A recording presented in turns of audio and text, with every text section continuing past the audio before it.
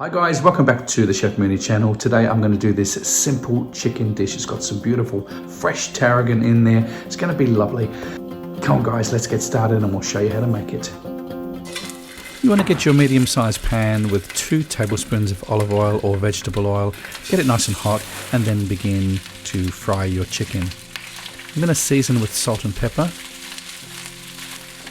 We're then going to sprinkle some paprika over the top. And we're going to repeat the process on the other side. And as you can see, the first side is nice and golden brown. Turning it over, paprika, salt and pepper.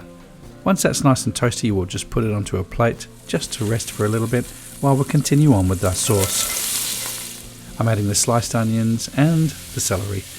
I'm going to cook this now for about a couple of minutes. Then I'm going to add some garlic. I added the garlic a little bit later because I don't want the garlic to burn. Tossing in the whole carrot, followed by the potatoes. Now we're going to drop in our evaporated milk, coconut cream, and our vegetable stock.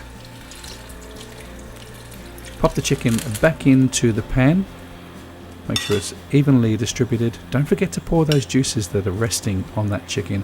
We're going to top it off with some fresh tarragon. This is a beautiful herb.